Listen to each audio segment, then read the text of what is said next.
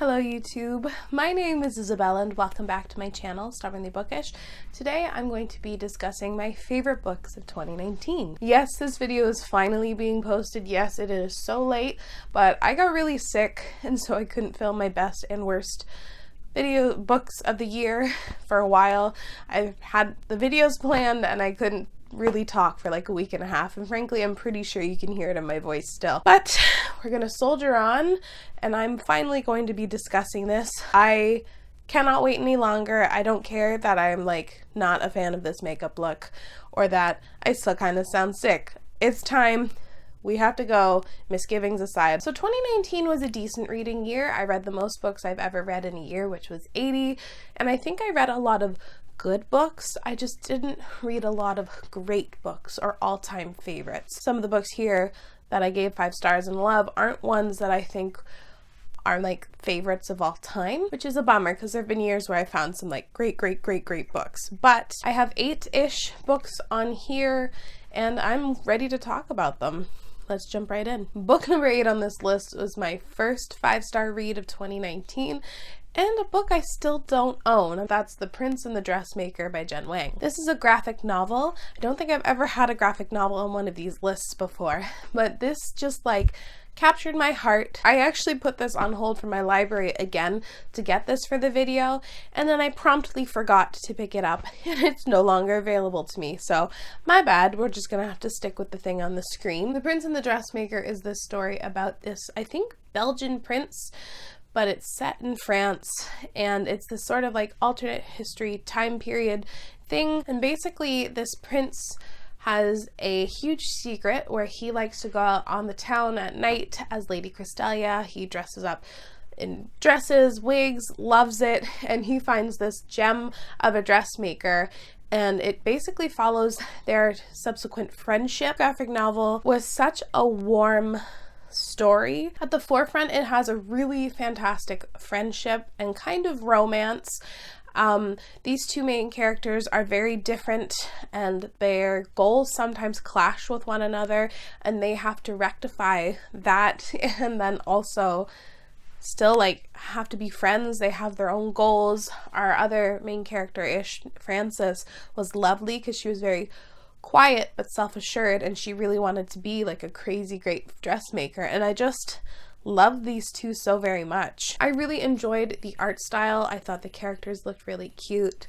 I liked the choice of the limited color palette. There's some interesting exploration in terms of gender and how restricting society makes gender. I was sucked in and I thought I was reading a fairy tale. I loved it. I loved the ending. Ending just makes me so happy. I gave this 5 out of 5 stars. Definitely a favorite of the year. Book number 7 on this list, I am thrilled is on here, but also a little surprised, and that's On the Come Up by Angie Thomas. I'm gonna be the first to admit that I was a little bit nervous. This book kept getting pushed back and it was getting me worried, but I should not have been worried. Angie Thomas has cemented herself as a favorite author of mine. She did such a great job with her sophomore novel. This essentially follows a 16-year-old rapper named Bree who really desperately wants to change her lot in life. Her family's very impoverished. Her mom just lost her job and is a former drug addict, and she is just so frustrated. And basically you just follow Bree stumbling and making poor decisions, but ultimately growing from them. Number one, I love this book because of our main character. Bree is flawed. She makes mistakes. She is in the wrong a lot. Yet she manages to grow. She learns a lot. In fact, everyone in here is an incredibly complex and nuanced character. And I might as well just start talking about the writing because Angie Thomas can write a damn story. I love Angie's writing. She did such a good job in here, and bonus points for the raps because those were so very clever. I actually listened to this on audio because I wanted to hear the way the raps were meant to be done, and I thought they were just so genius. I love the way Angie Thomas writes because she doesn't make things black and white. She doesn't tell you how you should be feeling or spell something out for you. She lets the reader decide and come to terms and think about her themes, but not like tell you exactly how you should be feeling, because she respects the intelligence of the reader. I love this story. I loved the themes explored in here. Book number 6 on this list, definitely I went back and forth on whether or not I should include it. I gave it 5 stars, gave it 4.5 stars, and gave it 5 stars again, and I just said fuck it, let's do it. It's In an Absent Dream by Shauna Maguire. The only reason why I took stars off was I wasn't sure if this was my favorite novel in the series, and the ratings kind of don't match up. I love this story. It's a novella written in 200 pages and excellently told, so it definitely deserves a spot on this list. This is the 4th book in the Every Heart a Doorway series. It is technically a prequel. It leads up to a character who is in Every Heart a Doorway and basically what happened to make her get there. All of these books read like these creepy little fairy tales, these little cautionary tales, and I just love him. I eat up Shauna Maguire's writing. She just has the most beautiful prose, and it just suits her narrative so well. She can create the atmosphere of each of these stories, and it's just so cool. This world we visit was really, really interesting. The setting was so vibrant. I loved the atmosphere. Our characters as well, the people we come into contact, were so very vivid and well described and dynamic. I love these stories. I love this book. This may be my favorite. I'm not sure. 5 out of 5 stars. Can't wait for the next book. Book number 5 is With the Fire on High by Elizabeth Acevedo. This is a young adult coming of age story about Imani, who is a teen mom. She got pregnant when she was in the 9th grade, I think, and she is just about to graduate. She doesn't know what she's going to do with her life. People want her to go to school, but she wants to support her family, and also she really, really loves cooking, the art of cooking, and it was a magical freaking time. This is another story that is not magical. There's no like magical realism, fabulism elements, but it reads like one. Elizabeth Acevedo's writing is so powerful, so great, that it feels like there was a bit of a magic with this story. I loved the Poetex, which was told in verse, and I loved this one, which was told in prose. She has such a way with words. I love our main character in here, how fierce she is. She's incredibly passionate and loving towards her daughter. She makes mistakes, but is so very strong, and I fucking loved her. I loved all of the familial relationships in here, the complicated ones, the uncomplicated. Thought it was such an interesting and balanced part of the narrative. I also appreciated that the romance was not a huge part of this story. She has a bit of a thing for a boy, but it's not some grandiose, huge thing that you see in a lot of young adult contemporary stories. It's incredibly mature and realistic, and I very much appreciated it. I loved it. It was such an enchanting story. All right, we are returning to some fantasy, as we should, but Cersei is my number 4th pick. This is by Madeline Miller. I did purchase this book just so I could feature it in this video. Not just, I obviously wanted to own it. So Cersei is a reimagining of the tale, the myth, the character of Cersei in Greek mythology. She is not someone who is previously explored or given a lot of nuance to. She's just known usually as the witch who turned men into pigs. Madeline Miller is a historian, and she uses her knowledge of Greek myth and creates this masterful, beautiful, fantastical tale that I would kind of describe as like literary fantasy. This is not an incredibly eventful story. There's not an incredibly huge cast of characters. It's Cersei's story, and we spend a hell of a lot of time just with Cersei and Cersei's head. We follow a character who's been so mistreated in her life and just wronged by so many people, and is eventually over like centuries kind of realizing her own strength and her own power and choosing to do more, kind of. It's a very slow and introspective tale. The writing in here is stunning. I also listened to this one on audio and loved it. The narrator did a fantastic job. The writing and the narration sucked me into this story that I felt like I was back there with Cersei, and I could picture things so very vividly, and I can only attribute that to the gorgeous writing. This was such an interesting take on a character that we previously really didn't think much of, and I fucking loved it. It was beautiful, gorgeous writing. Can't wait to read Madeline Miller's other book, The Song of Achilles. This was, oh, it was really good. It's so weird talking so positively about books because I feel like I'm always ragging on them. I don't necessarily know what to say when I absolutely love books. So this is interesting, but we're getting close.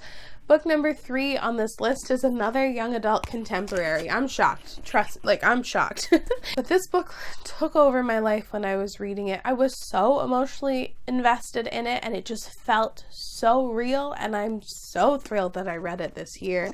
That's Love from A to Z by S.K. Ali. This follows our 2 main characters. Zainab, our first main character, actually gets suspended from school for standing up to an Islamophobic teacher. She gets sent off to Qatar to spend time with her aunt, and then crosses paths with Adam, who is in his first year, I believe, of university, and he's really been struggling. He was recently diagnosed with multiple sclerosis, of which his mother actually passed away from, and he has not yet told anyone. And this follows them kind of being together for a short span of time, and it's essentially their kind of love story, or they're like growing into love. And I just, oh my god, I loved it. I love these 2 main characters because, again, they were flawed. This sounds ridiculous, but I love me a good flawed character who makes mistakes and grows.